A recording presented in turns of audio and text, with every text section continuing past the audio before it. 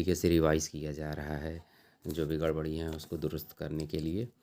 तो साथियों, आज हम सीखेंगे उस SIR की एक्सरसाइज में हम कैसा अपना परिगणना फॉर्म भरें, इनुमरेशन फॉर्म जो है उसको कैसे ऑनलाइन भरेंगे।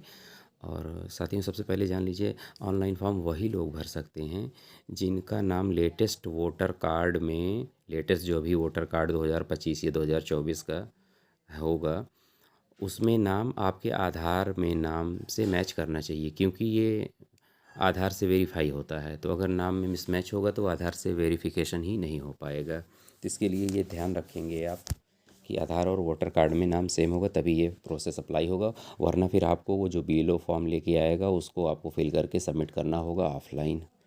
तो साथियों, सबसे पहले हम अपने ब्राउज़र या किसी भी ब्राउज़र में जाके डायरेक्ट हम सर्च करेंगे voters.eci करके आ जाएगा वेबसाइट। ठीक है, ये जैसे वेबसाइट ओपन होगी तो इसमें ऊपर लॉगिन का ऑप्शन आ रहा है, ये आप देख सकते हैं। ठीक है ना, यहाँ लॉगिन पर हम क्लिक करेंगे और फिर इसके बाद यहाँ पर हम अपना मोबाइल नंबर एंटर करेंगे, ये कैप्चा फिल करेंगे यहाँ पर, और फिर उसके बाद रिक्वेस्ट OTP पर क्लिक कर देंगे तो हमारे मोबाइल पर एक OTP आ जाएगा। उस OTP को दर्ज करते ही हम इस वेबसाइट में लॉगिन कर जाएंगे। और जिन्होंने पहले से इसमें अकाउंट नहीं बनाया हुआ है तो उनके लिए सिंपल सा ऑप्शन ये है, साइन अप वाला ऑप्शन। साइन अप वाले ऑप्शन पर क्लिक करके साइन अप कर लेना है, ये इस तरीके से। यहाँ ईमेल एड्रेस डालने का ऑप्शन है, लेकिन ये ऑप्शनल है, ज़रूरी नहीं है। सिर्फ आप मोबाइल नंबर अपना एंटर कर दीजिए, कैप्चा फिल कर दीजिए, कंटिन्यू करेंगे। जो कुछ और डिटेल आगे मांगेगा, हो सकता है वोटर ID वगैरह ये सब मांगे, तो आप फिल करके अपना अकाउंट इस पर बना सकते हैं। तो हम पहुँचते हैं अपने प्रोसेस लॉगिन वाले ऑप्शन पर। लॉगिन करने पर कुछ इस तरीके से हमारा पेज ओपन हो जाएगा। अब हमको स्क्रॉल करके नीचे जाना है और यहाँ पर आप देखिए फिल इनॉमरेशन फॉर्म, ये आ रहा है। इसी ऑप्शन पर हमको क्लिक करना है। यहाँ पर क्लिक करते ही अगली स्क्रीन पर आपसे पूछ रहा है कि आप अपना स्टेट सेलेक्ट करिए, क्योंकि 12 स्टेट्स में ये एक्सरसाइज चालू है, तो आपका जो स्टेट है वो आप सेलेक्ट कर लीजिए। फिर उसके बाद यहाँ पर आपको अपना एपिक नंबर डालना है। तो देखिए, ये एपिक नंबर मतलब आपका वोटर ID नंबर, जो कि लेटेस्ट आपके पास होना चाहिए।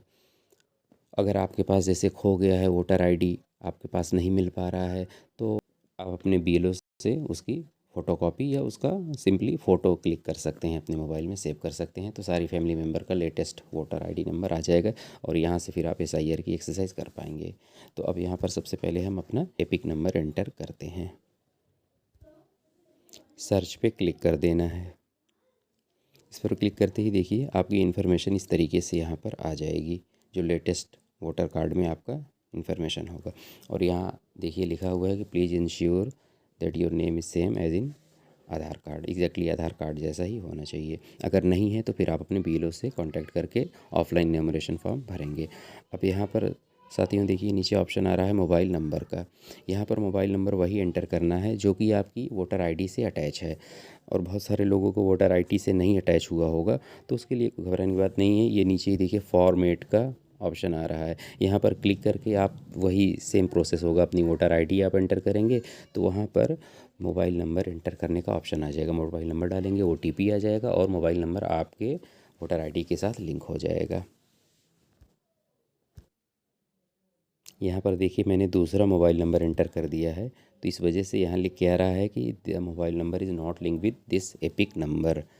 तो इसका मतलब हमको वही मोबाइल नंबर एंटर करना है जो कि उस एपिक नंबर के साथ अटैच्ड आपने पहले अगर किया हो। तो नहीं किया है तो फिर ये फॉर्मेट क्लिक करके आप यहाँ पर इसको फिर से अटैच कर सकते हैं। OTP एंटर करके आप वेरीफाई OTP पर क्लिक कर देंगे और अगला ये देखिए पूरा आपका पेज खुल के आ गया। प्रीफिल इन्फॉर्मेशन है ये, और उसके बाद इस कैटेगरी सिलेक्ट करने के लिए कह रहा है। यहाँ देखिए जैसे 87 से पहले की डेट ऑफ बर्थ जिसकी होती और उसका नाम इलेक्टोरल रोल मतलब 2003 वाले रोल में होता, तो उनको ये पहला ऑप्शन क्लिक करना होता। और जो 87 के बाद की जिनकी पैदाइश है, अब उनके अगर माँ बाप दादा दादी नाना नानी इन लोगों का अगर वोटर लिस्ट में नाम है 2003 की, कहीं की भी वोटर लिस्ट में हो, हिंदुस्तान की किसी भी स्टेट किसी भी विधानसभा में वोटर लिस्ट में नाम होना चाहिए, बस वो डिटेल आप यहाँ डाल सकते हैं। तो फिर उनको ये सेकंड ऑप्शन क्लिक करना होगा, ठीक। और अगर कहीं भी आपके ख़ानदान के लोगों का नाम 2003 में नहीं था, मतलब 2003 से मुराद ये है कि जहाँ भी आपका बेस ईयर हो, कुछ स्टेट्स में 2002 होगा, कहीं 2004 होगा, मतलब उस बेस ईयर का मतलब लास्ट जो SIR की एक्सरसाइज हुई थी जिस साल में, उस साल की लिस्ट में अगर नाम नहीं है तो फिर ये थर्ड ऑप्शन आपको सिलेक्ट करना होगा। देखिए इस सेकंड ऑप्शन को क्लिक करते ही अब कुछ जो पेज नीचे खुल रहा है, इसमें आपको SIR 2003 मतलब आपकी स्टेट के जहाँ जिस भी ईयर में हुआ होगा SIR, उसकी डिटेल यहाँ पर फिल करनी है, मतलब अपने रिलेटिव की, जिनकी बेसिस के ऊपर हम अपना क्लेम कर रहे हैं कि मेरा नाम इस तरीके से आना चाहिए। तो वो आपको कहाँ पे मिलेगा सारा, देखिए यहाँ पर आपको स्टेट वो मालूम होना चाहिए, वहाँ की विधानसभा कौन सी थी वो मालूम होना चाहिए, पोलिंग स्टेशन मतलब आपका बूथ नंबर या पार्ट नंबर जिसे कहते हैं वो मालूम होना चाहिए, और आपके रिश्तेदार मतलब दादा दादी माँ बाप का सीरियल नंबर क्या था ये मालूम होना चाहिए। ये आपको मैं दिखा देता हूँ लिस्ट, इस तरीके से 2003 की या जिस भी बेस ईयर में आपके स्टेट में होगा डाउनलोड हो जाएगी।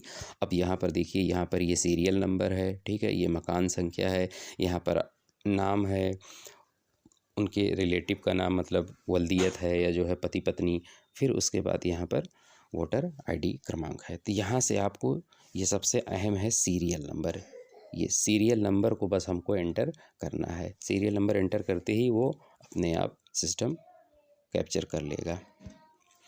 तो हमने स्टेट सेलेक्ट कर लिया, असेंबली कॉन्स्टिट्यूएंसी हम सेलेक्ट करते हैं, वहीं से आपको मिल जाएगी। जैसे हमारे केस में 102 है तो 102 सेलेक्ट कर लिया। अब उसके बाद पार्ट नंबर आपको सेलेक्ट करना होगा, उसी लिस्ट में मिल जाएगा आपको। हमारे केस में 106 है। उसके बाद ये सबसे अहम है, हमारे रिलेटिव जिनको हम अपने से अटैच कर रहे हैं उनका सीरियल नंबर क्या है, सीरियल नंबर डाल दीजिएंगे। फिर रिलेशनशिप क्या है, जैसे हमारे फादर का नाम था तो फादर सेलेक्ट कर लीजिए, मदर हैं तो मदर, इसी तरीके से दादा दादी नाना नानी में ग्रैंडफादर ग्रैंड मदर सेलेक्ट कर सकते हैं। तो हमने सेलेक्ट कर लिया और जैसे ही हम सर्च करेंगे नीचे देखिए ऑप्शन तुरंत ये सिस्टम ने लेके दिखा दिया कि ये आपके जो रिलेटिव हैं उनका नाम क्या है, उनका फादर नेम क्या है, उनका सारी डिटेल आ गई। हमको कुछ भी हम लोगों को फिल नहीं करना होगा, हमको सिर्फ सीरियल नंबर डालने से ये सिस्टम ऑटोमेटिकली इसको ले लेगा। अब हम यहाँ पर क्लिक कर देंगे कि हाँ यही है हमारे रिलेटिव जिनसे हम अटैच हैं, ठीक है। उसके बाद कंटिन्यू पर हम क्लिक कर देंगे। अब साथियों यहाँ पर आ रही है पर्सनल डिटेल भरने की। यहाँ बहुत अहम बात है, समझने की बात है कि यहाँ पर आपको डिटेल दरअसल भरनी कौन सी है। तो यहाँ पर साथियों आपको एकदम लेटेस्ट करेक्ट डिटेल भरनी है। मतलब आपका पिछली वोटर लिस्ट में डेट ऑफ बर्थ मान लीजिए कुछ गलत रही है या फादर नेम मदर नेम गलत रहा है, तो फिर उसको आपको नज़रअंदाज करके अब यहाँ पर सही सही भर देना है। डेट ऑफ बर्थ जो आपके आधार या डॉक्यूमेंट के हिसाब से हो, फादर नेम मदर नेम जो आपके डॉक्यूमेंट के हिसाब से हो। यहाँ एक और अहम बात है साथियों, यहाँ पर देखिए फादर और मदर नेम और स्पाउस का भी नेम है, मतलब आपकी पति या पत्नी। तो यहाँ पर उनका नाम तो डालना है, उसके साथ उनका एपिक नंबर भी डालना है। अब ये एपिक नंबर कहाँ मिलेगा, ये एपिक नंबर लेटेस्ट वाला मांग रहा है। ध्यान दीजिएगा, यहाँ पर इस स्क्रीन में SIR से रिलेटेड कोई भी SIR 2003 की कोई भी डिटेल यहाँ नहीं डालनी है, वो आपको पिछले मेनू में ले चुका, ठीक है ना।